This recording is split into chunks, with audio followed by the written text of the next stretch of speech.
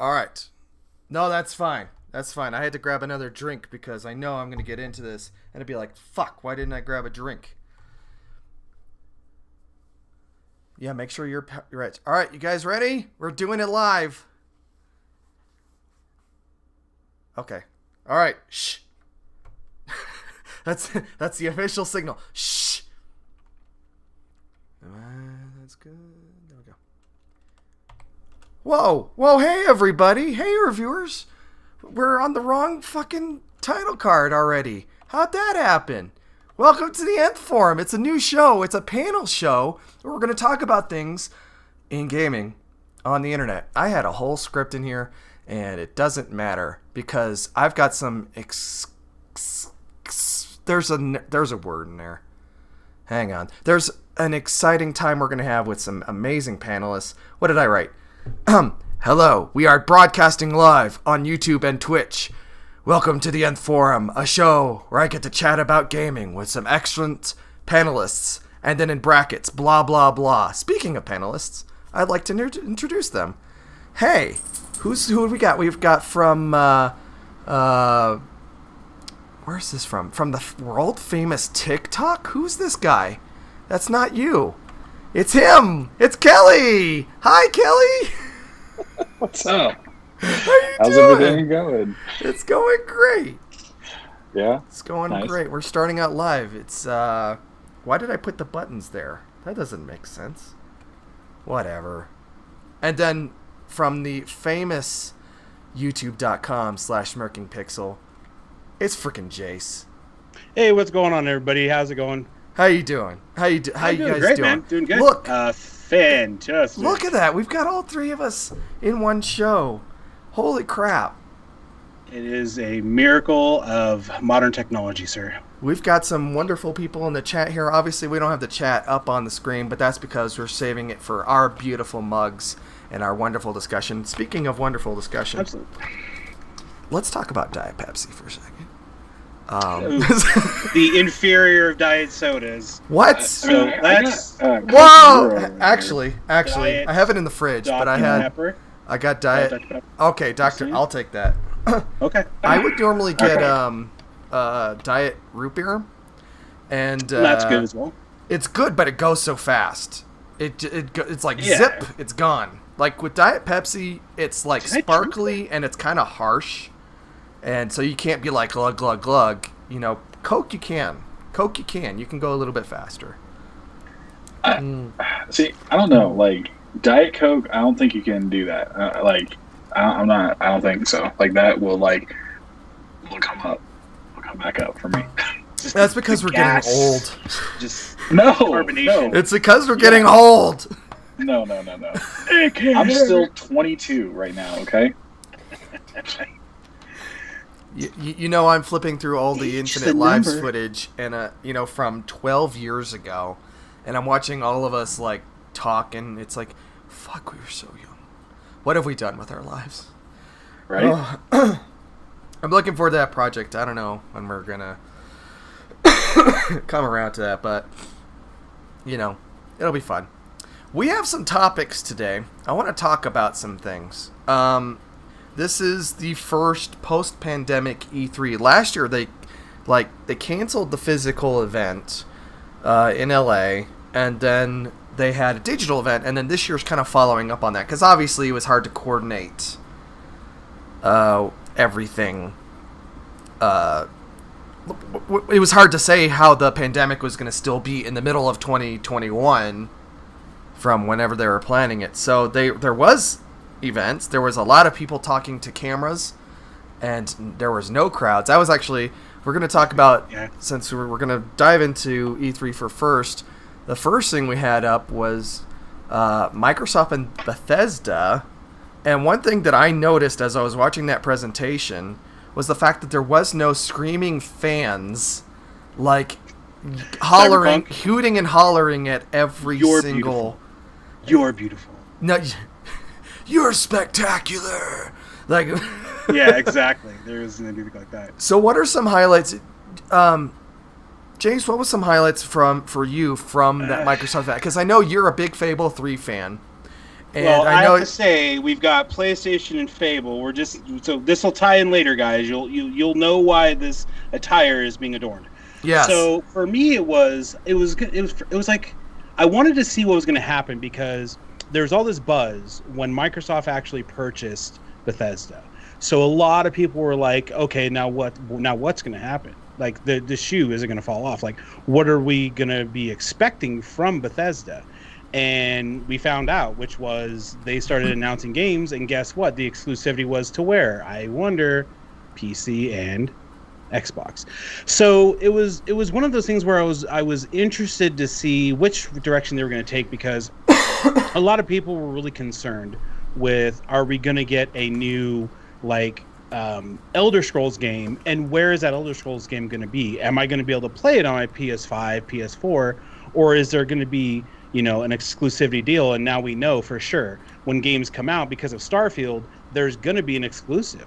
It's going to be going to Microsoft products. So, but Starfield is super exciting. It's been billed as like Elder Scrolls in space. So it's a brand new IP. I know a lot of people are excited about it, but a lot of people aren't because it's not necessarily fantasy, and it's kind of weird because you wouldn't think it in an RPG realm, but there's like a dichotomy between fantasy and science fiction. Because you look at like Mass Effect, and you look at the fans from that, and you look at the fans from say a fantasy game like Elder Scrolls.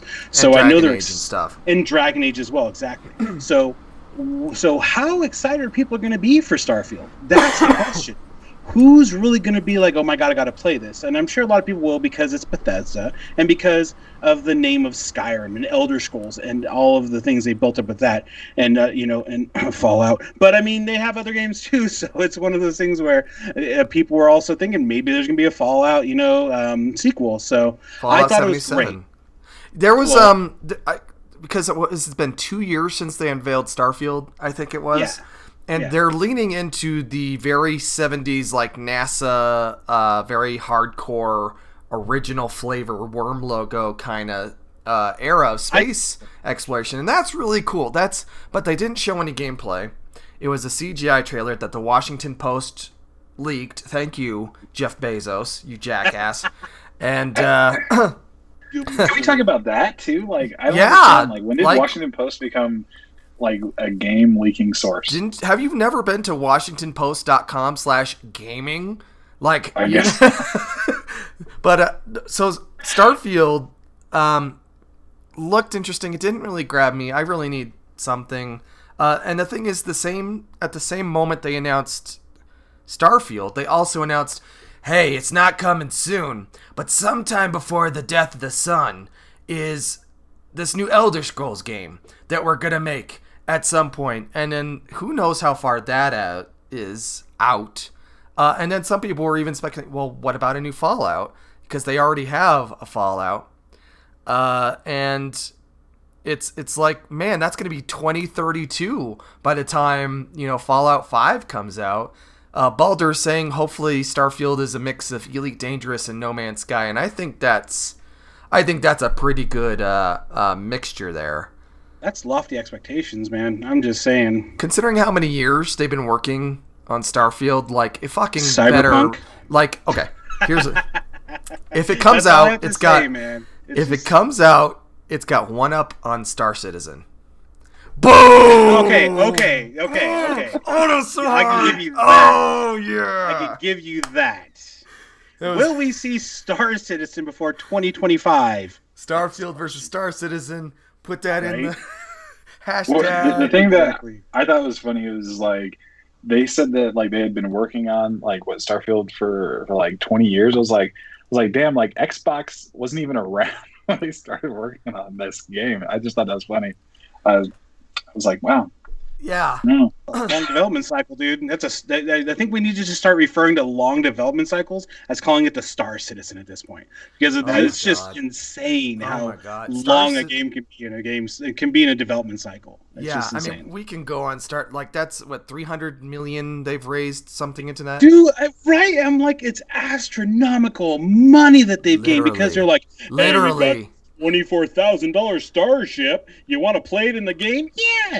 Go ahead and buy it. Wait, the game's not out yet. It's just like everyone's spending this ridiculous amount of money for something that may not happen. One day they can just be like, all right, we ran out of money. It was like hookers and blow. Sorry, we're shutting the whole game down. Like, it could just like go away like that, and people are like going to be screwed out of their money. Kickstarters are always just weird. I'm hoping the best. You know what's going to happen is that when Star Citizen runs out of money, Elon Musk is going to tweet about it, and all of a sudden it's going to raise $500 million. It's like it's going to be crypto. Citizen crypto. Yeah, that's. So stupid. What kind of hellscape do we live in? Oh, right. They unveiled a lot of games. They showed off a lot of games, and the coolest thing about all of it was Game Pass. I don't have Game Pass at the moment, but the fact that I think every single game that they showed off was like, yeah, as soon as it comes out, it's on Game Pass. It's gonna be on Xbox consoles if you can find them. New ones, but then also they're building the app into TVs and stuff now. So I want to loop this back to exclusives a little bit later, but the fact that like there's never been a lower barrier to entry to some of these games. Like you're not having to buy a $400, $500 console to play an exclusive. You just go to the Xbox app, pull out your controller. Speaking of controller, they didn't unveil it during E3, but they just unveiled it today. They refreshed the design lab, so you can get an Xbox One controller in custom colors. Is it still just the standard Xbox controllers? No Elite controllers? It's not the Elite. And speaking of which, because I've looked at Elite Series 2 controllers a couple times now, is that they released those right before they refreshed the controller for Xbox Series X and stuff, and it's like, why did you do that? Like, now I gotta wait for Series 3 to have an Xbox Series S/X Elite controller, and those things are amazing. Yeah, controllers are just that. I'll be honest with you, the controllers in the new generation, I've been hearing a lot of issues with, dude. Like, there's been a lot of issues with the analog sticks and stuff like that. I've heard that they're using the same vendor for their accelerometers or something, or capacitometers, or it's called a mousetrap escapeometers. Pariotometer, something weird. So I have, and we're scientists. One day I'll show you. I literally have 10 PS4 controllers behind potentiometers. Me. And potentiometer, thank you. That's what it is. So it's funny we talk about this because the other day I cracked a couple of them open the potentiometer to clean them, to fix them, because it's such a bad problem with stick drift and the issues they have. Like, we bought a brand new one. It's stick drifted at an issue from day one out of the box, and you're supposed to send it back and whatever. Yeah. But I fixed it because, dude, they're going for like $60-$70 now. But I watched a video, and they had this guy who was, I don't know if he was like some sort of electrical engineer or something, but he talked about it, that they're using cheaper potentiometers to bring the cost of the controllers down for the consumer. So when you're getting a controller, you're already getting something with not the best, potentiometer in it, but you don't expect that because a lot of people, like anybody into computers knows gold connectors and things like that. You buy those for a little bit extra, or for as an extra, right? Because it's supposed to be better. So you buy those things, but then even that sometimes isn't better. As I understand it, not to diverge the conversation, but I just thought it was interesting that it's an issue. That shouldn't be an issue. You should get a controller that should last you for at least a year. Just my 2 cents. There was a video that I saw where the potentiometer, they changed it to like a crescent, and that's what's causing a lot of the issues. Is that was cheaper to get the scale of where the stick is, X and Y, and as I recall, it was the Switch that was having issues with stick drift first, and then Sony and Microsoft used the exact same stick vendor as Nintendo does, and so they updated the design once, copy pasted, and now everyone's having the same stick drift issues. So it's like, what in the actual shit? Yeah, dude, like seriously, it's ridiculous. It's stupid. Game. That's going to be your game companies, though, man. They're going to look for the cheapest components and gain the most money out of it, just like any other company. They're going to go for that, I'm sure. But as a gamer, it's frustrating as hell that you start getting stick drift and you're playing a game like I play Overwatch and literally it would just go across the screen like this, and I'd be like, okay, stop. It'd be like, Jesus, like a game show trying to get the character I wanted. Jesus, but, no, that's not. So. No, that's I've got a Duke over here, and it was like I remember that was $40 when it came out. Controllers have got. I mean, inflation, sure, and they do so much more than they ever could. But just the fact that that this is happening now is ridiculous. Kelly, you had a thought? Yeah, I was gonna say, like, I fought Microsoft to replace my Elite controller because I was getting massive stick drift on that, and I was like, this is nuts. And I ended up emailing, I don't know who I ended up emailing. It's just one of those, like, the Mr. Controller at Xbox.com. Yeah, I'll send you a new controller. I got you, baby. But they replaced it, and the one they replaced it with had worse stick drift than the one I sent in. And then whenever I contacted them again, they told me the controller that I had was not the controller that they sent me. I was like, what? I was like, what am I gonna do? Just go out there and like buy multiple like bad Elite controllers and try to get you to replace them? I'm like, this is the one you guys sent me. I was like, how do you not have the serial number on file? Nope. It was crazy. They finally replaced it. Microsoft is not a tech company, okay? They've got little scraps of paper that where you call in. It's like, can I get your serial number, please? Where's my click? Where's my pen? Balder, you said the only complaint you have with the new core controller's battery life is half that of the Xbox One. Are you talking about Series X and S versus the Xbox One? Because that seems ridiculous. Because I remember that was a big thing about DualShock 4s and stuff was you had like 30-minute battery life, but then Xbox One controllers lasted for a week.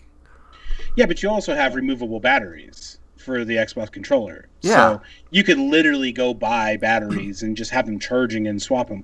With like the PS4 controllers, it's all centralized within the controller. You have to charge on the USB like charger. So Balder says Series X and S are called core controllers. Sorry, I was not aware of the lingo, the Microsoft. Get your branding. Shit together, Nick. God Come damn on. it. God. I was too busy in Illustrator today. I can't know what controllers are called. I was on a computer today. Thank you.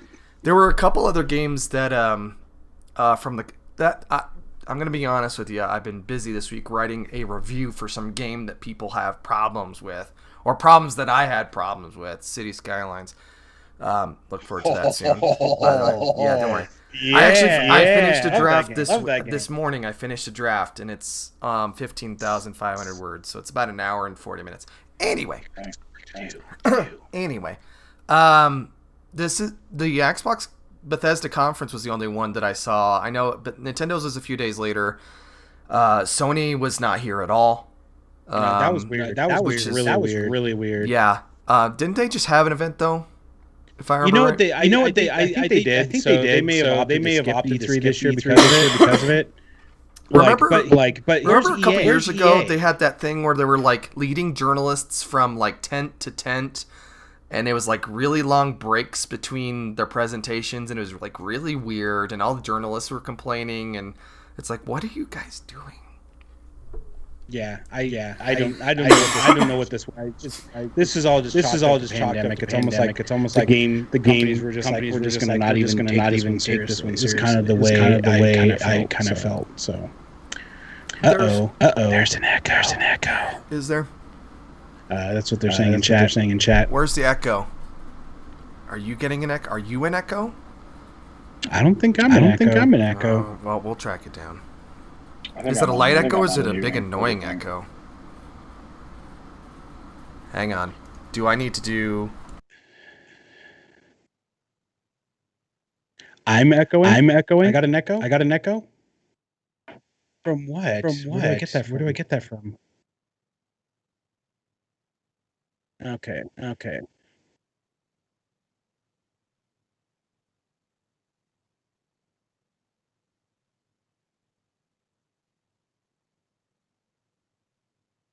That's not good. You are done. You are done. I have no idea how to fix that echo.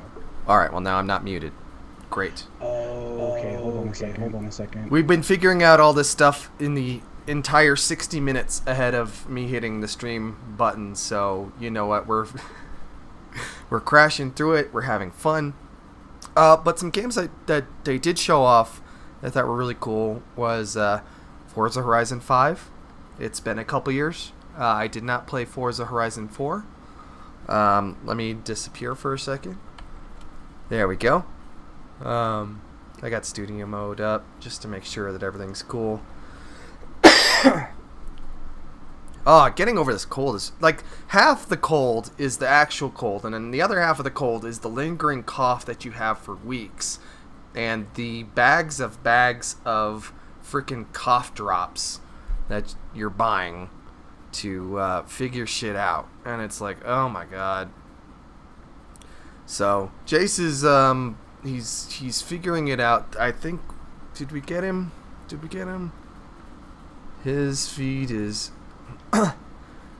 hang on, guys. Let me know if he's still having issues, guys.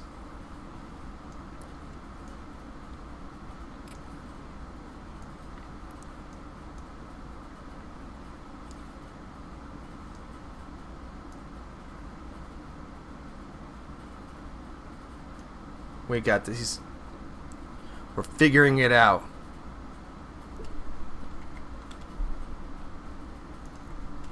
On Skype, there's nothing else. Well, you know what? Maybe we hear Jace 3 times. OBS, I think that's just how it goes. Guys, that sucks. Look, I can move him around. I can shift him from side to side. Look at him up and down. He's over here, and he's over here. And look at him. He's in a technology space that he is inhabiting. Woo! Okay, we gotta stop that.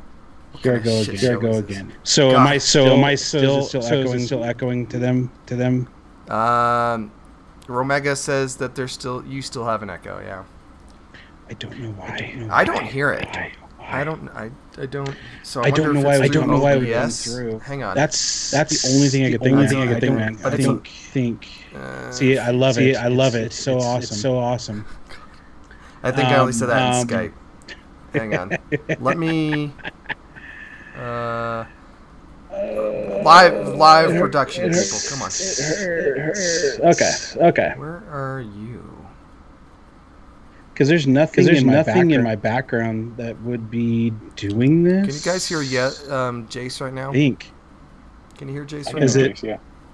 Yeah. I mean, I'm just wondering where the echo is coming from. I turned you down in OBS, so maybe that'll alleviate things, but I don't know. So that might be the case. From you might have to capture Skype audio, maybe. Well, it's supposed to be NDI straight into the thing. Oh, okay. So maybe it's just me that has the issue. That worked. Apparently that worked. I fixed it. Echo's gone. Score, perfect. Good stuff. Video games. Good. However, what's the Balder saying? What's he saying? I'm like sitting here like, what's he gonna say? What's? Tell me the truth. Tell me the truth. Forza Horizon 5. It's been a couple years since 4. I have not played 4. You're just visually out of sync. We're gonna fucking figure this out. We're fine. Is Kel's okay? Kel, say something to the world. Hey, I'm still here. Like just I don't know. Not trying to echo. Right? That's my job, Kel. No, I echo, not you. That's what's going on here. That's how this works. Well, that's good. I am. So your echo is out, but now you don't have there's some delay between what you say in your mouth. That's perfect. Perfect. Okay. No. Just speak really slow. Okay, whatever. That's what you gotta do. Just. I really like video games. Hang on. I had you. Perfect. You really like what? Sorry, you. Video games. Everything's okay now. Okay. Thank you, chat. Okay. Thank you, chat. I'm glad I have chat open. I love you guys so much. Thank you. All right, I know they were lame. So Forza Horizon 5, freaking amazing. they're doing a remake can't talk about of Motorsport, and I do not care at all. I don't care about full-on simulations, like Kells and I. We had Forza Motorsport 3, I think it was. We were playing that a little bit, but I need Horizon. What they need to do is bring back Project Gotham, and that's the only way that there will be balance in the Force again, essentially. So that's just it is. And then they unveiled a game that I was not expecting. There was some chatter about because I want to say it was like 2 weeks ago, 2K came out and said any future installments of The Outer Worlds are now belonging to Microsoft, because Microsoft bought Obsidian in 2019, and everyone's like, well, what's going to happen to The Outer Worlds? Because Outer Worlds was published by Private Division, which is like a AA. I made a review. You guys can go watch that. It's 2 hours long. You're going to love it. But basically, they were like, hey, what's going on with future Outer Worlds games? And so they're Microsoft. So at this conference, they unveiled the CG trailer, this humorous CG trailer, mind you, for The Outer Worlds 2. And I'm like, what? What do you... So apparently it's a whole new crew and a whole new solar system. That's not Halcyon. And I think that's about all that there's going on. And I don't understand. I don't understand. I don't understand. You don't know what to say. I don't know what to say.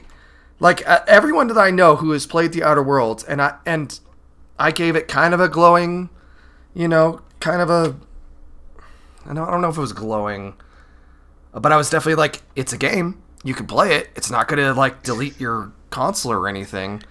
It's not malware. It's not malware. It's not spyware. It's not an advertisement for Diet Coke refreshing carbonated product here. Thank you for helping us out on this. I'm just kidding. That's not how that works. We didn't get sponsorship, guys.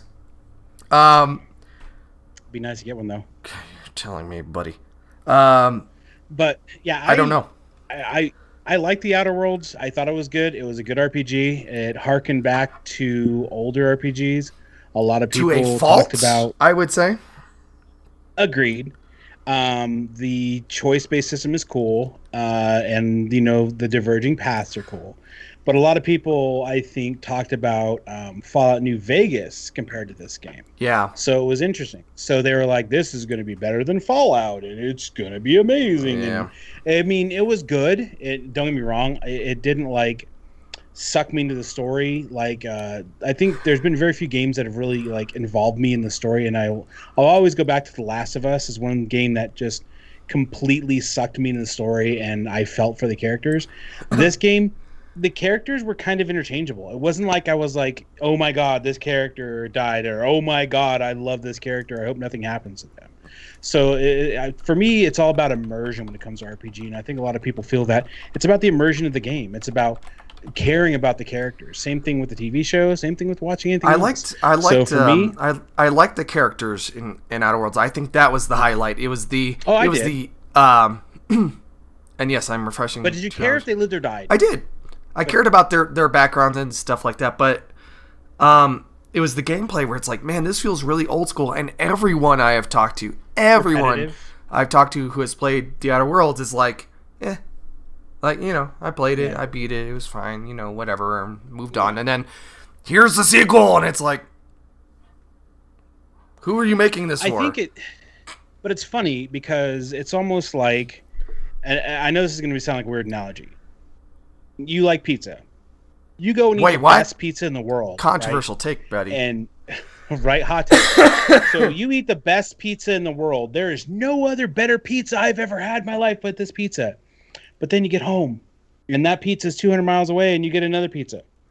And you're hoping it's just as good as that pizza. But you know what? It's good, but it doesn't compare to that pizza. So if you think about Skyrim, the immersion, the epicness, how huge it was, and then you start playing other RPGs that doesn't have maybe certain things, or they don't cover this many things, or there's not 300 hours in it. it becomes, I think, that. And that's what I think some of these RPG games fall into that category of. It's good, but it's not as great as this other game I played, or it's not as great as this other RPG. Like everyone talks about, like The Legend of Zelda, the Breath of the Wild game, right? Everyone says how amazing and epic that game is, and Zelda's there's no game that compares kind of a to some of these lesser known games. franchise from Japan, made by Nintendo. Who? Oh, they make that game? Yeah. Dude, I thought that was triple A. Yeah, it was. That's It not is an the, early it access? is the triple A-ist. I think you've got a point there. That's not early access? Okay. It's a familiar feeling. It's a familiar taste. It's a familiar... Yeah. It's gameplay that you're used to. And, I don't know. Maybe it was a little too familiar. I think they could have done more with the ship. I think they could have done more with the worlds. Yeah. And there was definitely... an aspect of it where it was unfinished. And it's like, man, you could have really done so much more. But obviously, the first game was on this double A budget. Where, you know, they're like, hey, man, you know, it's not a, you know, $60 million game or whatever. But there were definitely gaps. And now it looks like it's going to get the full fucking, the nines. It's going to get everything. So millions in production Exactly. Getting from the chat, Outer Worlds reminded Baldur of KOTOR, and he wants Jade Empire 2. That would be amazing. I would love that. BioWare made some of the best RPGs, period, in my opinion. So I will go on that hot take. So I would love to see that. I don't think, was Jade Empire, was that a BioWare game? Yes. Or am I mistaken? That was there cool. after KOTOR. It was PC and Xbox exclusive. Just but wanted not day to one make on Game sure. Pass. Right? But I wanted to make sure. Game Pass, but I want to make sure because BioWare, I always enjoyed their games, their RPGs. They always did a really great job with them. You know, I mean, they're classics. I think there's like a like what BioWare era. I was never a BioWare dude. Like I loved KOTOR when it came out. I don't think it's aged well. I don't think it aged well over a decade ago. I didn't think it aged well. No. But there are people that are. It was amazing at the time. Oh, absolutely, 100%. And but people are really got into the latter games, the Dragon Ages, all that stuff. But I don't know, like people really like their original PC games, Icewind Dale, Baldur's Gate, stuff like that. I think that was, for some people, that was BioWare. And now for the past, 5 years, Mass Effect Andromeda, Anthem, heavy bangers basically. Are we talking about Anthem again? Let's not talk about it. Let's move on here. There's some Kazuya from Tekken is coming. I pronounced that wrong. It's coming to Smash Brothers. We're going to Nintendo here. That's hilarious. And the reason we're talking about it is because I thought the memes were great, and I wish I had a meme to share of that. It's everyone's just memeing on this, and it's so funny that all these Smash characters get introduced and everybody gets so excited, and then Kazuya, and I think I would say half the people are like, "Who?" Whoa, weird. Just like, who is this? Who? What do you mean? Who's Kazuya from Tekken? Everyone knows that. So, I don't know who that is. I was one of those people that didn't know who that was. Yeah, exactly. No. I'm not saying that in a way that's like hating on people, because it's true. Who the hell knows who this guy is? Who's this? It's not like Solid Snake comes to Smash. People kind of know who that is, but you're like, Kazuya. Yeah, if I know that I don't. Okay. I just thought when he grabbed Kirby, though, I was so upset. I was like, no, don't throw Kirby out. I'm looking at pictures of Kazuya, and I'm like, sure. Wasn't he on the cover of Tekken Tag Tournament or something? He could have. He's such... Tekken character was on front of Tekken game. Yeah. I'll be honest with you. I was a Street Fighter, Mortal Kombat kind of guy when I played fighting games, or Marvel vs. Capcom. I never got into Tekken. And I don't think a lot of people were into Tekken, so I think that's where that was. But yeah, him grabbing Kirby was sacrilege to a lot of people, and I can feel for you on that one, Kel. I agree. It's not a good way to start. Yeah, that's not how I want to. A lot of Kirby stands out there. Just gonna tell you, dude. A lot of Kirby stands. I've got Kirby behind me. He's sleeping. He's just chilling. Oh, yeah, love little buddy. Don't mess with Kirby. Who wants to get Metroid Dread? I saw the trailer. I thought the trailer, that first. Like 60 seconds or so, I thought that was bugged.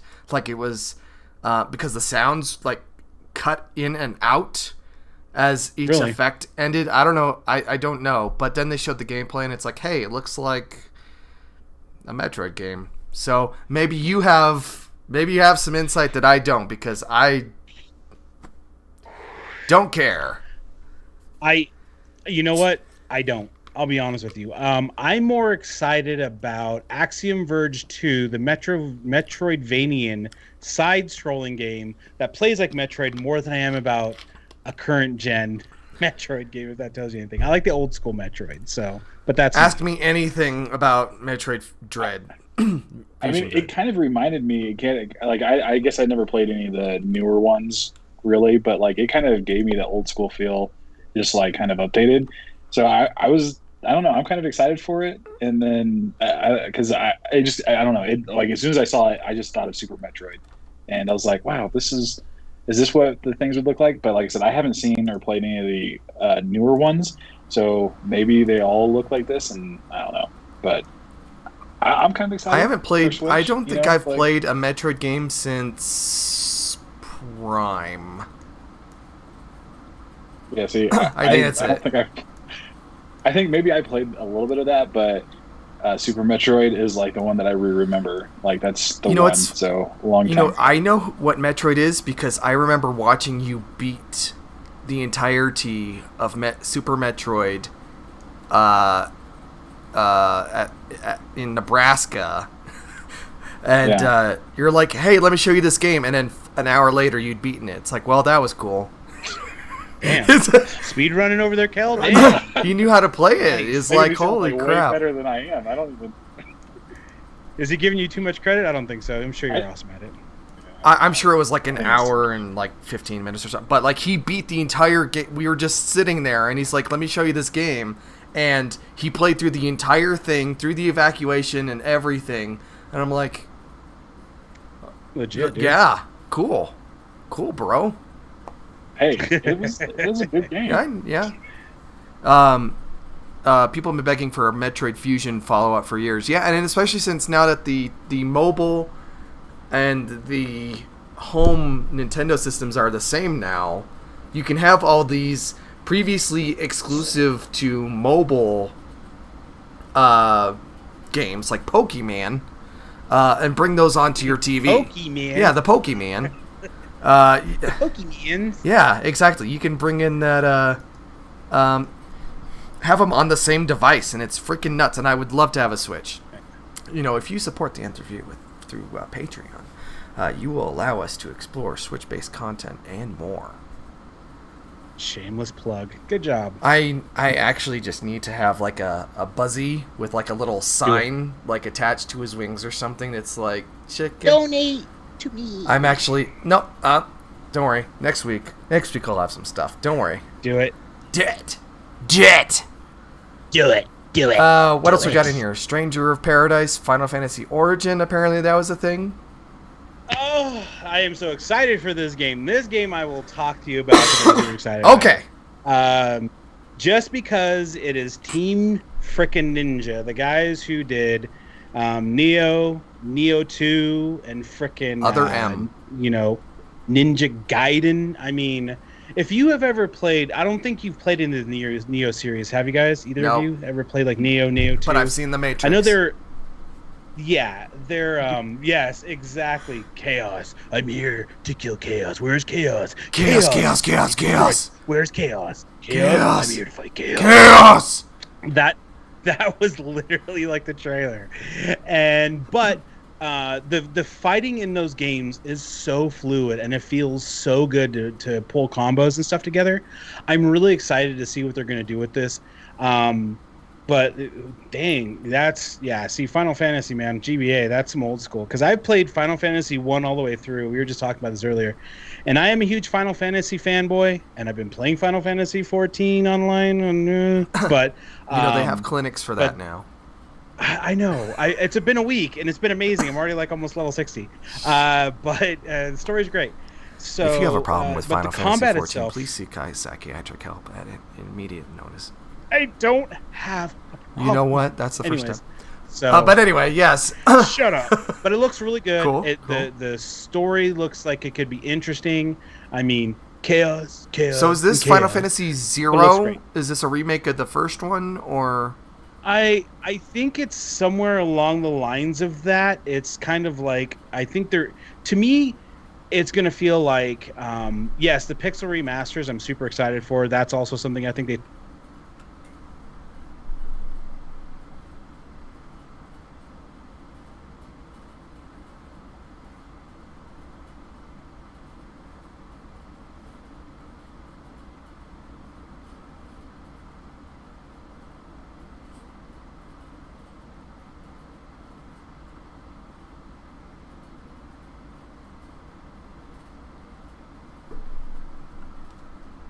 Yes. Why are you? Oh, sorry. Hang on. I had to cut away to you, and you missed like basically the past 3 hours you've been talking. It's all gone.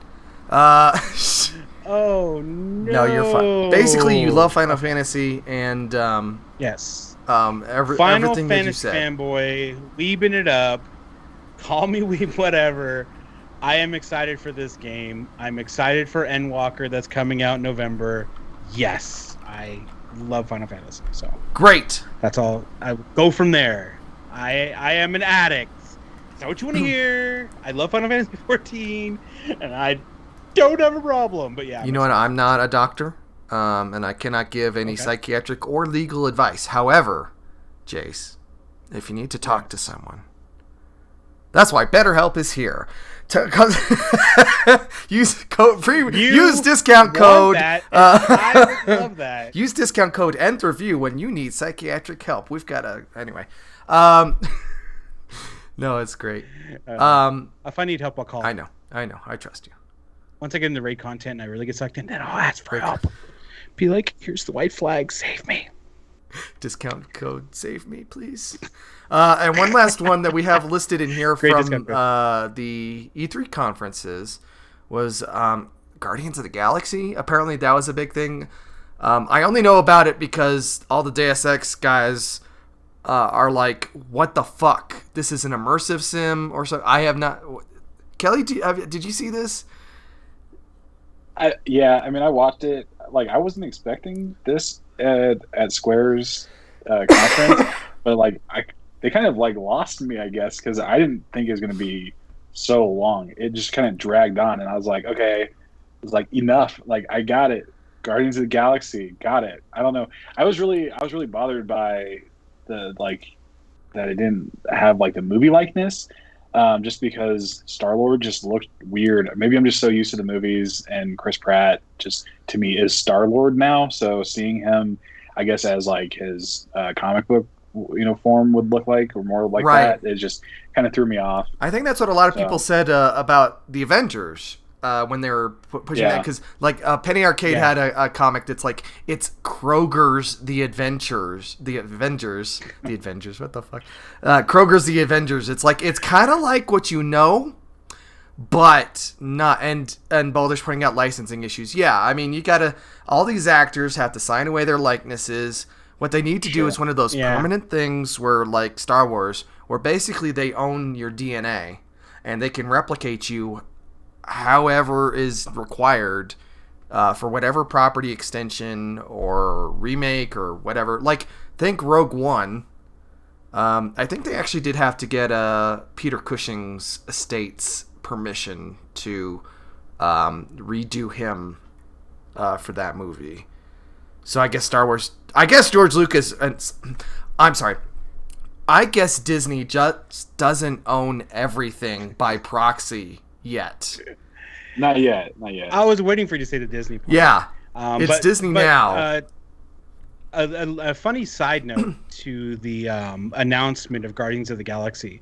So I was on Twitter, and actually James Gunn tweeted about this game, and he said, maybe I'm going to have to push back production of Guardians of the Galaxy because I think they're going to coincide as far as release, so he has time to play it. So they actually got a shout out from James Gunn about this game. So it's like the guy doing the Guardians of the Galaxy movie, the director, is tweeting about the game. So you know what? It might be. I don't want to be cynical, but I also want to be like, okay, Mr. James Gunn, you are contractually obligated to post this tweet at this time specifically about this particular project.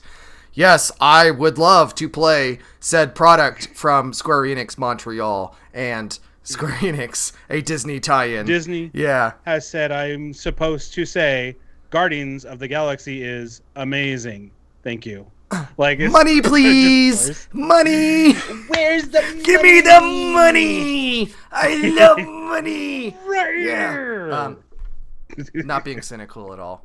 Yeah, and then when I saw it on Nintendo's press conference too, I was like, "Oh gosh, here we go again!" Like I was like, "I can't sit through another 30 minutes of Guardians of the Galaxy walkthrough." No, like really? Yeah. Did apparently the Koch Media like Prime Matter conference was a fucking disaster.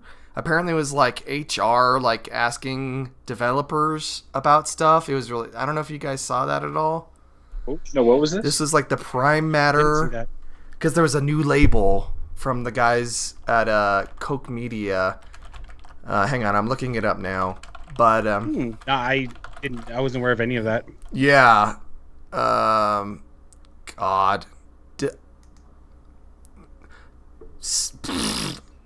I'm bringing this up like totally on the fly here. Koch's first ever E3 show was supposed to introduce the games being released on its new Prime Matter label. Instead, what viewers got was nearly 2 hours of Zoom interviews with developers with only about 13 minutes of footage. Yeah. So apparently it was just them talking. It was just a Zoom call for 2 hours with all these different developers and stuff. That sounds like fun. Yeah. And by fun, amazing fun. Of course. No, that sounds. It sounds like they're kind of figuring it out. At least it's not like Jamie Kennedy or something. Like, what was that? Was it Activision? Son of the Mask. Was it Activision? Like a decade ago or 15 years ago? Yeah. Sorry, I went to a wrong place.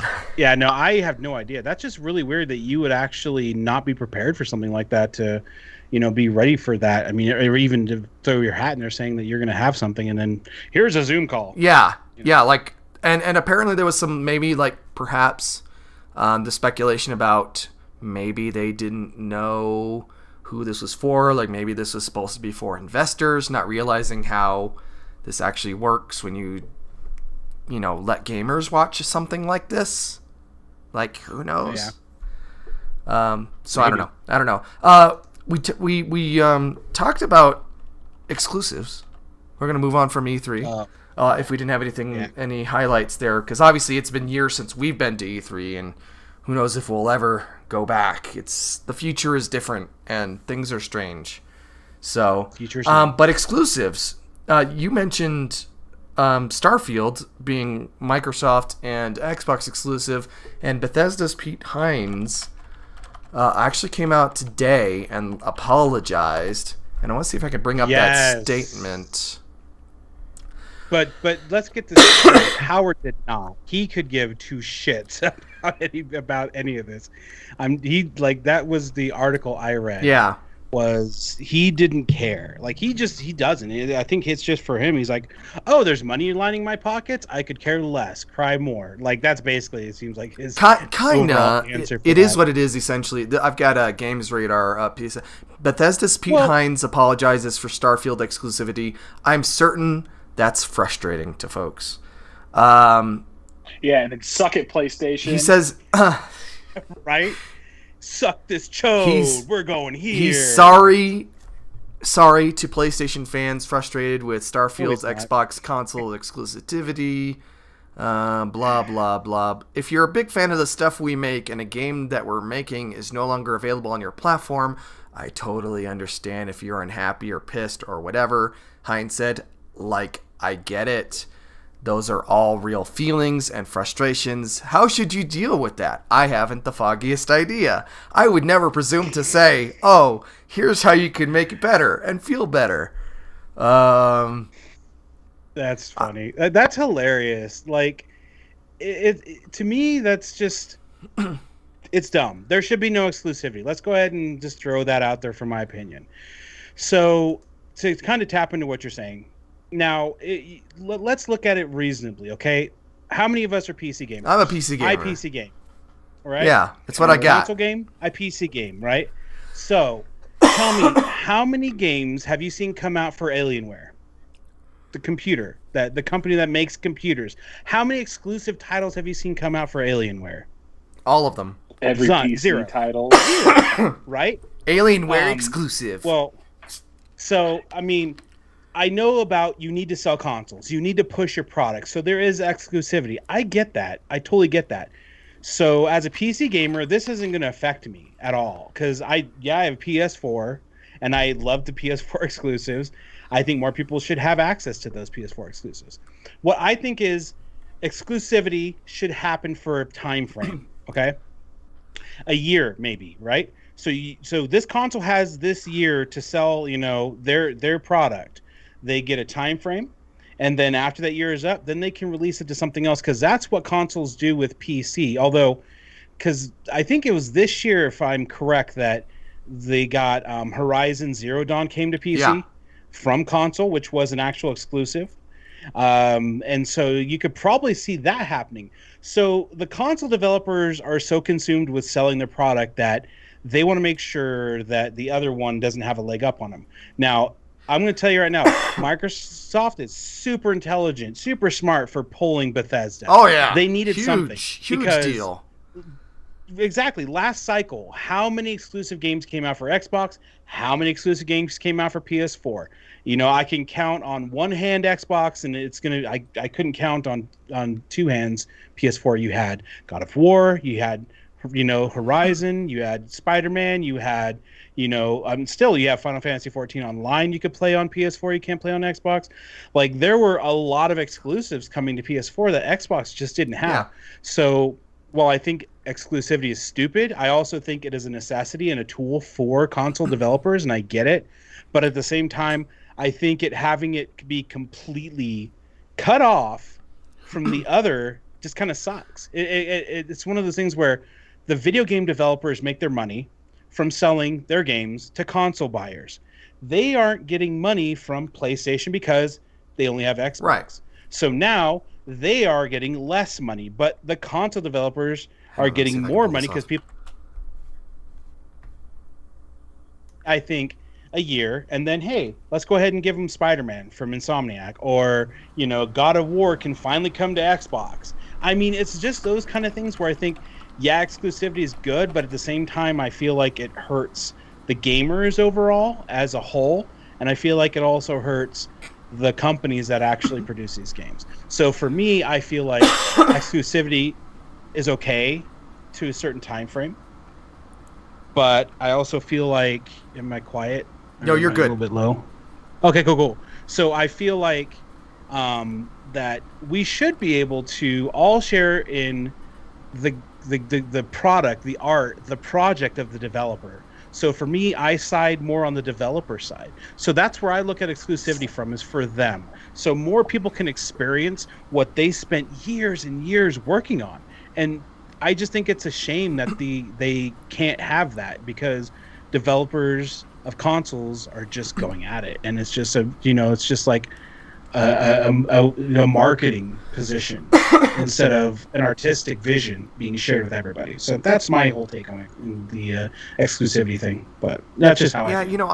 I do definitely see that, but I think that every game should just be exclusive to Xbox and fuck PlayStation. And I thought the first announcement out of the Xbox Bethesda conference was, we're going to add... Okay. Yeah, I know. I thought like the first slide of Xbox and Bethesda was, and we are here to announce 2 new studios are being added to the Xbox platform, Nintendo and Sony. And it's like they could totally buy them if they wanted to. So as a once game developer, the game's on hold. We're working on a racing game, but ideally, I would love to have that game on every platform that is available to everyone at all times. Like, I would love to have my game available to anyone. At the same time, if Microsoft is paying me $1 billion, I'm going to say, sorry, PlayStation fans, I don't know how to help you out. If you need help, betterhelp.com/coupon code Nth Review is going to help you through this really tough time. Because I've got an ocean of money to swim through. And, like, I get it. Like, I'm still waiting for the Xbox version, the Game Pass version of The Last of Us. Last of Us 2. I'm still waiting for the PC version of every Mario game since Sunshine and then Sunshine, because I haven't played a Mario game since Sunshine.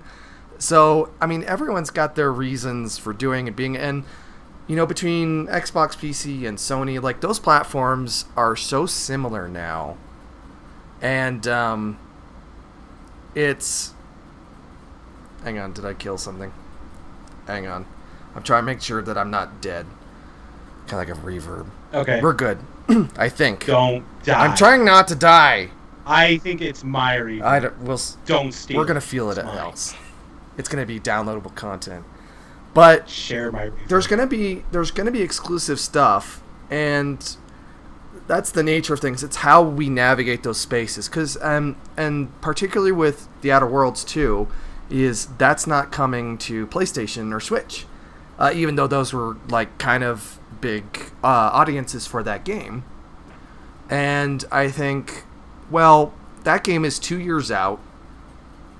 What, like, are you not gonna buy hardware? I mean, Xbox is gonna be available basically in your mind through Game Pass in 2 years.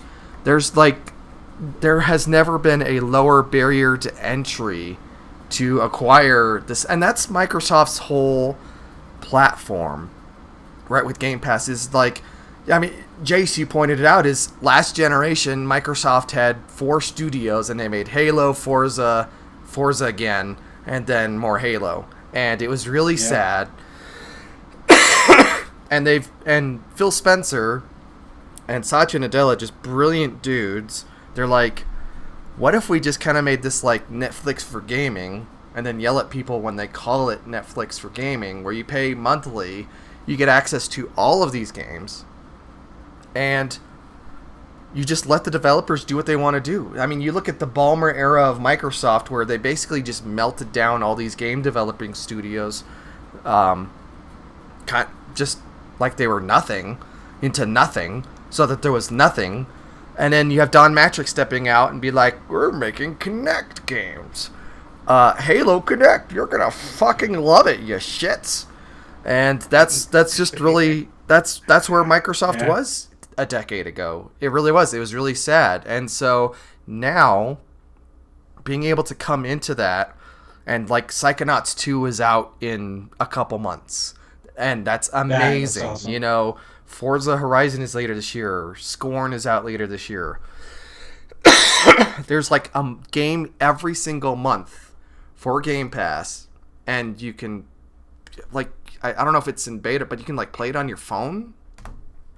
Like, you just sync your controller via Bluetooth to your phone, and you get xCloud, and you can play Xbox Game Pass games like wherever, and that's fucking nuts. Can't you put it in PC too? Yeah, it's all... Yeah, the Game Pass works for PC also. Exactly, and that's one of the things... Like, that is a selling point. That's in huge. My opinion. I would buy an Xbox for that. Hell yeah, dude. And I get it on console and PC. Come on over. Come on over. Okay, so how about you? I might. You never know, dude. You never know. I'm still a PlayStation fanboy, but Phil Spencer was right, because last week he was like, "Hey, Sony is bringing games to the PC, but months or years later, and then you're having to buy them again. They're not tied to each other. There's no like cloud saves, none of that stuff. So that's so it's like they're kind of slow to get, and it's hilarious because they bought Gaikai a decade ago, and they did PlayStation Now, like that was ahead of the game. But they've done like nothing. They've done like nothing with that. And it's mind-blowing that they've been so far behind the curve. And that's where Microsoft is really leveraging their assets. Because, like, PlayStation is Sony's, like, only profitable department. And then what other part of Sony is contribute. Like they inked a deal with Microsoft for Azure cloud computing stuff. They announced that was it last year or the year before. So like Sony's kind of at a loss where this space is going. So it's anyway. There's a tangent, but exclusives. No, actually, to kind of get onto that, to kind of go back to your tangent, which I agree with. I think it's the I'm on the top syndrome. So when you're so far up, sometimes it's hard to see down. Yeah. So Sony has had so much market share for so many years. They kind of feel like they're untouchable. Like they can do whatever they want. They can just get away with it because Xbox will never come back. And so now, in my opinion, Xbox is showing a huge increase with this, from the acquisition of Bethesda to, being able to sign these exclusivity deals. Now they're a threat. Yeah. So at this point, I don't think Sony was ever expecting the threat. We're so huge, people will just keep coming back to us that, we'll never have to a worry about that. That's always these big companies. But the thing is, if you look back in history, even into retail, all these big companies, what happens to them? Where's Kmart? I don't know. Where's Circuit City?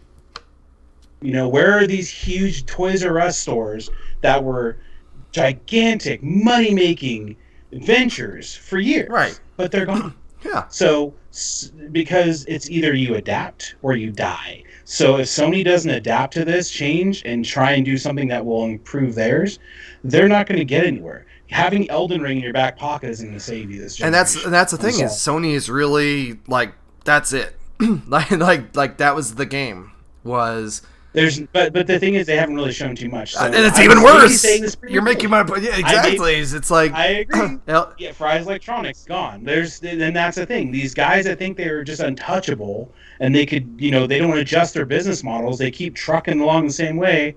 They inevitably fail, or they're too late to the party. Yeah, Blu-ray. Amazon's ruling the world. There's tons of retailers that are just getting shoved out of the way because they didn't take advantage of the digital space. Yeah, it's going to be an interesting next couple years, and I know that PlayStation 5s are still flying off the shelves as much as chip supplies into scalpers' pockets. At this point, let's talk about the hell that you can't even get one unless you pay $600 to a scalper. Well, and you can't even get can't even get Xboxes. I think still, those are still impossible to find. Kels, do you have any of the new ones? No, I don't have any of the new ones. Wow. Yeah. How many people do? That's the thing. Why didn't you build a massive amount? Because you knew it was going to be huge. On top of a pandemic. Yeah. But I think that's what caused that's it. That's pretty much don't have them. How many thousands, was it $20 billion worth of cars and trucks and stuff are just sitting idle waiting for chips to be installed? Exactly. It'd be like, imagine a warehouse full of PlayStation 5s and they're waiting for the little PlayStation swivel logo on the front, which it doesn't have. So that's a weird example, but you know what I mean? They're waiting for boxes. How can we get boxes for PlayStation 5s? How are we going to get those out? It's a weird time. Bubble wrap. Yeah. Last topic I have for today is Giant Bomb and Nextlander. Let me switch the thing here. There's been some.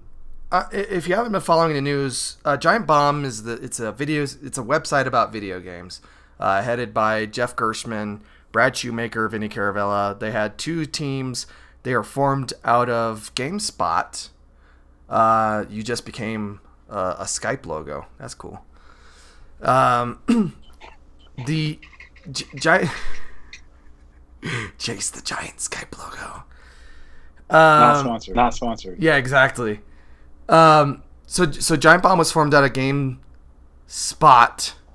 not GameStop, and after Jeff Gershman was fired over that big Kane and Lynch review that the advertisers didn't like. It was a really good Penny Arcade comic on it at the time. And so over the years, they've been handed over from corporate overlord to corporate overlord. And then it was a couple weeks ago. Welcome back. You're no longer a Skype logo. Oh, sorry. I call my son Captain Zoomies. He's got the zoomies. So he zoomed into the door. And I'm whoa, buddy. Hold on a second. Maybe. Sorry. I apologize. You're good. Captain Zoomies. That was the fourth discussion, Zoomies. Captain's Exactly. So Giant Bomb was recently they were owned by CBS Interactive. They were sold to Red Ventures, which, as I understand it, and Baldur knows in the chat, they're like this mass like chum bucket catalog website, tons of ads kind of company, and they bought CBSI.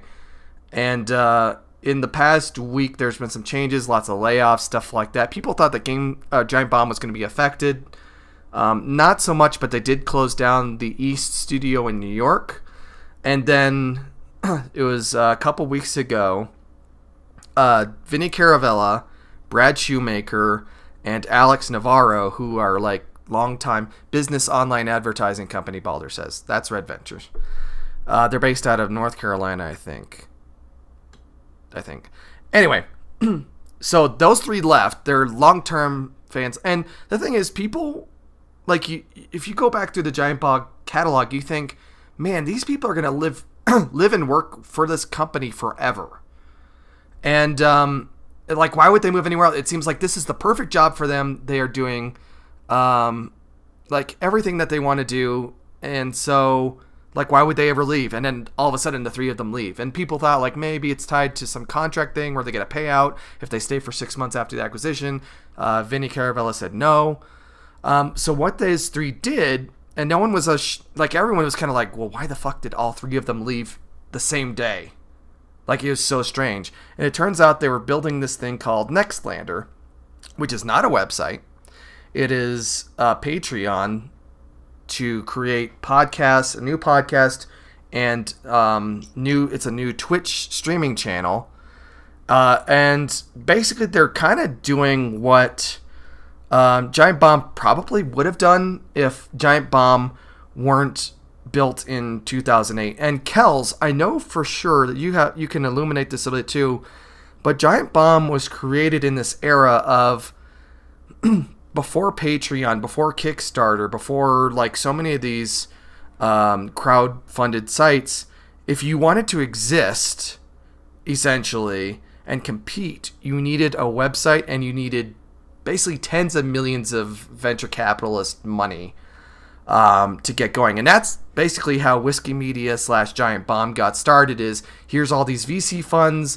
Eventually, there's probably going to be an out, and then the out became CBS Interactive bought them and then integrated them with GameSpot.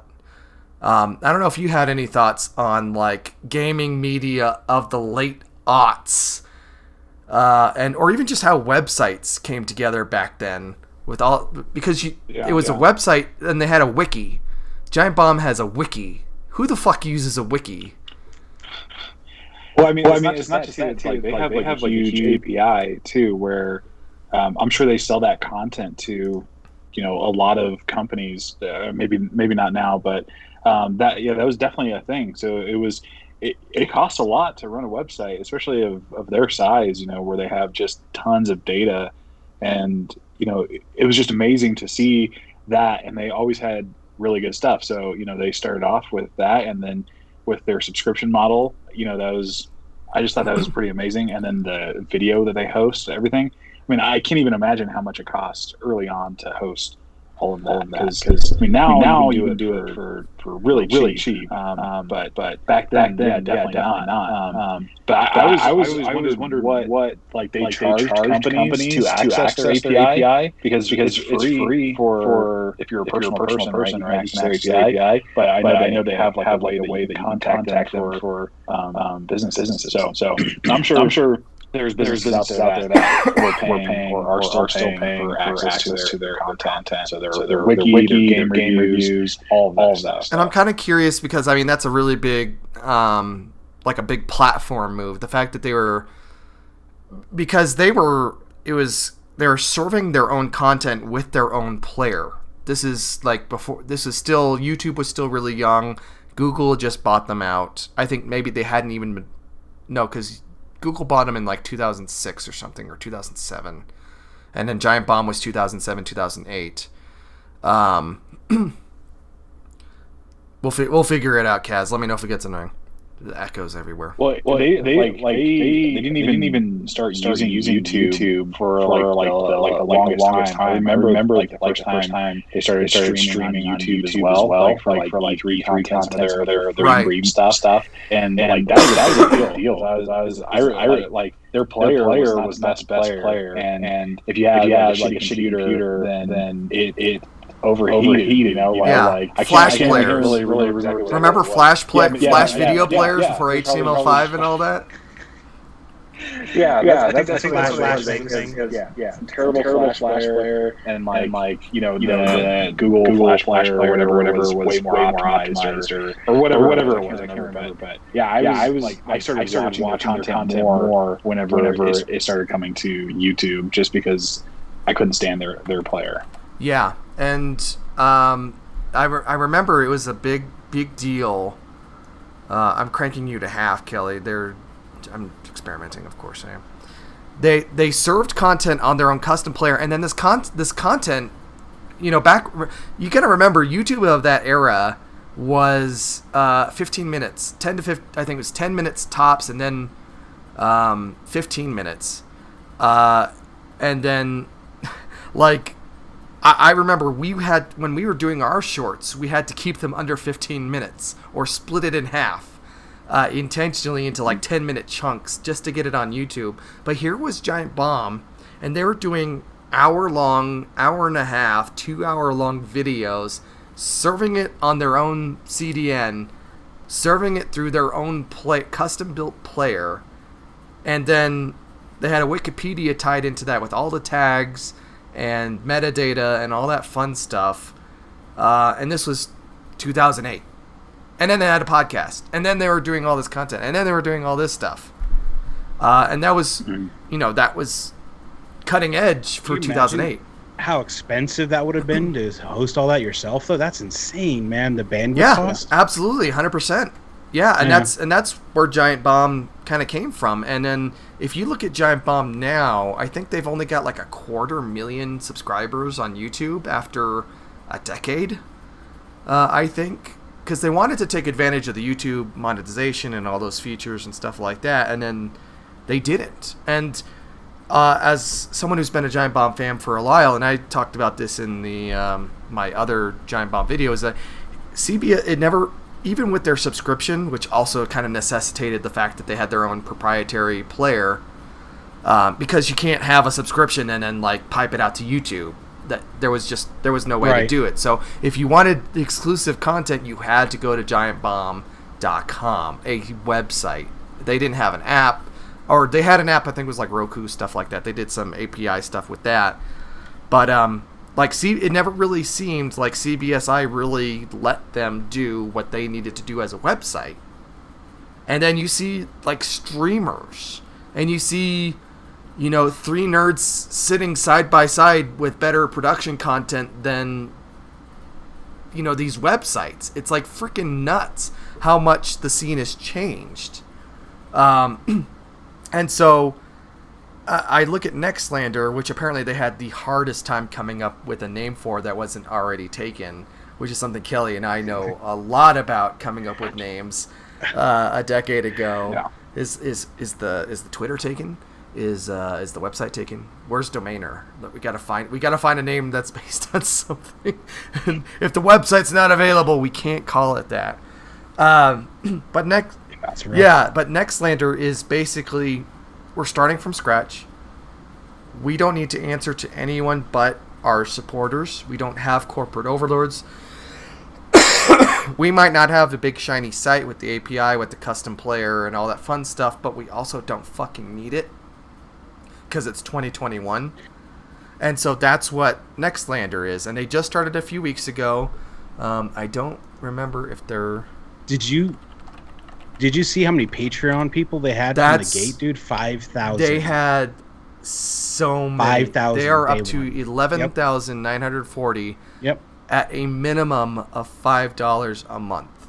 So you put in the Patreon fees in there, and they're looking at $50,000 a month for 3 guys, essentially. And I know there's, all the weekly costs, like we were talking about Restreamio, paying that extra $20 a month to broadcast to Facebook or whatever, Yep. But they can do all of them. And then they can buy all of the storage they could ever need. And then they could look at like hiring people in the future. I'm a little curious how that will go in the future, because you look at Danny O'Dwyer, who was former GameSpot. He went on to do NoClip, and he's helping out with Giant Bomb now. And you had Drew Scanlon, who left to do Cloth Map, which he basically stopped as basic COVID shut down travel. But those Patreon, like, they don't. Yeah. There's a ceiling, I guess, to where that can go. So not all of the fans have come in and said, "Here's my money. Here, take all my money." How do you grow from that? Like, how do you enter new fields, blue oceans? How do you talk to new people and get them to talk about who aren't already your fans? And that's got to be a scary thing. Like, it's going to be $50,000 a month tops, and then it's only going to come down from there if we don't fucking do something. So that would be my fear, maybe, on top of just managing a company with 3 people.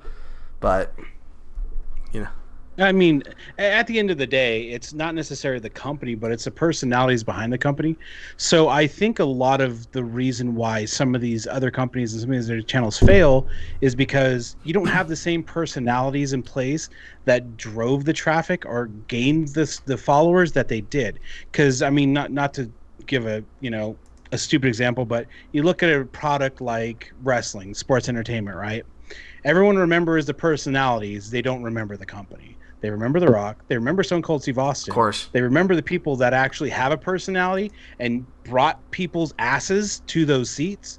So when they go away, that company's on the decline because they don't have personality. So I think those 3 guys leaving, starting something new, and if they have the personalities, will be successful. Because I think it all comes down to, on YouTube, on a content creator space, you look at streamers, same thing. If you don't have a personality that can pull off entertaining thousands of people, then there's no reason to be in the business. In all honesty, same thing with the podcast, same thing with anything. You have to have a personality that people want to watch and want to enjoy and consume content from. Yeah. So that's my perspective on what that would be. Because I agree with that too. Because I thought about that quite a bit. Like, my thing, I really like the rapport that Jeff and Brad and Vinny have together. Anytime I see them together, I always try watching those videos or listening to those podcasts. It's there's the same thing I had with Rooster Teeth people too, right. But whenever people start splintering off, then it kind of sucks, because it's I feel like I'm great. Hey, you guys are going off doing your own thing. That's really awesome. But it's damn, I'm going to miss these this rapport that they have. This is what I really listened to and what I really enjoyed. And so that's the only thing that sucks about these kind of things, is having that I don't know, and it's really hard too. I know with Patreon, it makes it so much easier to support all of your content, your favorite content and everything. One of the things though that I always think about is you start spreading super thin, because I mean Giant Bomb, whenever, I think Giant Bomb's probably the only subscription that I pay for now for a website. I used to pay for Rooster Teeth as well, and then but Giant Bomb was the only one. And when I start looking at throwing money towards Patreon and stuff like that, I'm there's so many people that I would like to support, but I don't even watch the content. I don't even have time a lot right now. But yeah, it's really difficult. I wish I'd try to think in my head how do you do that? How do you create a Netflix for Patreon? Yeah, that's really tough. And exactly. Giant Bomb, I mean, there were personalities before, obviously, but Giant Bomb really really carved out that space for personality-driven gaming content before streaming was really a thing. Before Justin TV and Twitch and all that stuff, is you had Jeff Gershman and Ryan Davis and Brad, and you had Vinny and stuff like that, and they were in these quick looks, and you really got to fall in love with them. And you mentioned Rooster Teeth, but before that it was just, here's the newest article about the new game that you read everywhere else on the internet, and it's like, who gives a shit? And gaming journalism really, like, it changed to not games journalism, kind of. It became this personality-based stuff. So yeah, I mean, you're absolutely right. It's you're giving these personalities money, and there was speculation like, well, what's Jeff gonna do? Like, what's the future of Giant Bomb? And like, you can't help but feel like that's like thin ice almost. Is like Red Ventures may be cool about it now, but I mean, they may just be a rounding error, in the grand scheme of things.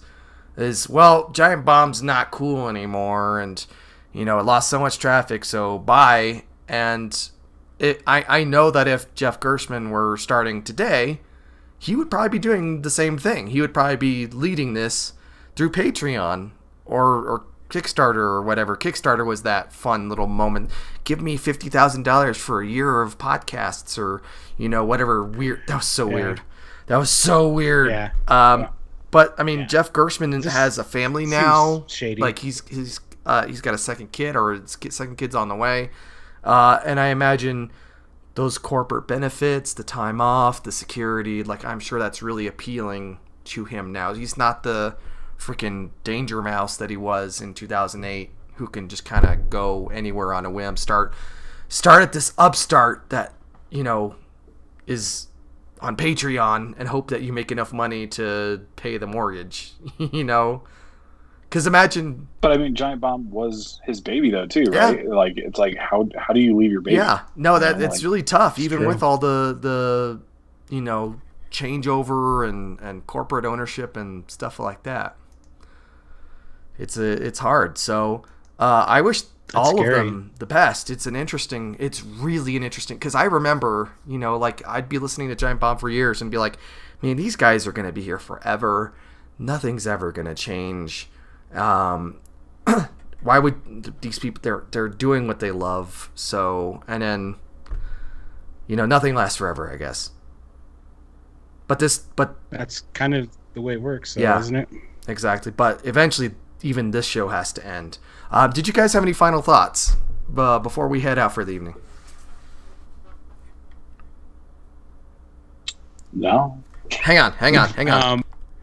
Kelly, give me your thoughts right now.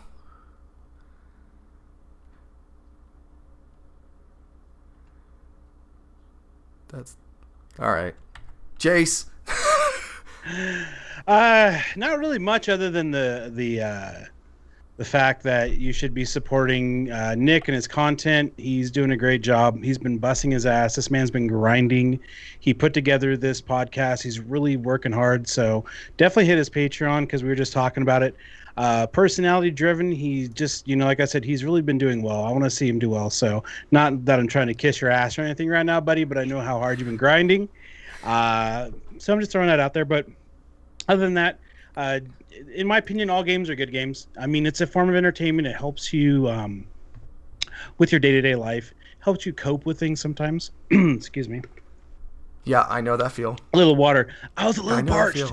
But thank you for the opportunity to jump on this panel, man. I really enjoyed the talk. I hope everybody else enjoys it too. Just the insights and stuff like that was really good. But other than that, what guys, do you got going on? Like I said, support him. What do you get? What's your project you got going on? I want to hear about what you got going on in the future, so we can keep an eye on you. Well, I have my own podcast. I already told you. It's that's not you. It's starting this week. This next week, I'll have one out. I should. That one, just keep an eye out. Look for. Where I have. Where can we go? Smirkingpixel.com. No, I'm just kidding. It's YouTube/SmirkingPixel. The podcast is Smirk Kingdom. You can come and check me out there. Basically, my podcast format is probably going to be talking about games and just different oddities and cool things, or just things that I think would be interesting to explore there. You may see Nick and other people that I collaborate with also on that podcast. So if you want to check that out, that's cool. I stream when I stream. Unfortunately, I'm not on a set schedule yet. I'm still working on that. Twitch.tv/SmirkingPixel. I'm there as well. All over the place, but that's where I'll be, and I'll be hiding in my hidey hole there. So anyways, guys, that's me. Thank you so much, Jace. I want to thank both of you guys for hopping on pretty much last minute. I have people that I have lined up, but I really wanted to crash this out and feel awkward, and I felt I could make the most mistakes with you guys. So without, the sneering eyes and the judgment. Thanks for having me on. Yeah. You better be back next week or you're fired. All right, We'll talk about it. Guys, I want to thank you guys watching at home. I know this was a fun experience. If you're watching live in the chat, thank you so much. I have been reading almost everything you've been posting. If you're watching the VOD later on, cool. Thank you. Come watch it. Don't forget, Green Room, Saturday, 5 o'clock. I don't know what we're playing yet. We're playing something. We're just going to chill. It's Saturday afternoon. It's what we do. Working on the Nth Review. Don't forget, if you are on Facebook or if you are on YouTube, hit that like button. I see 5 likes. That should be 7,000. I need you guys to work on this real hard. 6. There we go. Okay. All right. I see the numbers. Thank you. If you're not subscribed on YouTube or Twitch, please follow. Please subscribe. Don't forget, of course, Green Room. Don't forget to check out the Patreon. Patreon.com/The Nth Review. Every little bit helps, so we can buy red cameras.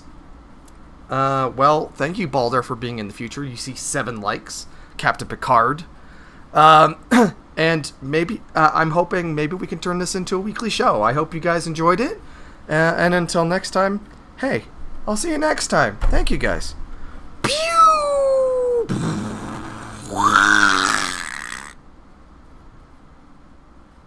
And that's it. Thank you guys so much. I love you. I'd love to do this weekly. I'd love to have you guys on, and I do want to add, a couple more faces in there as well. I know this can get long. I don't want to do obviously a 4-hour show.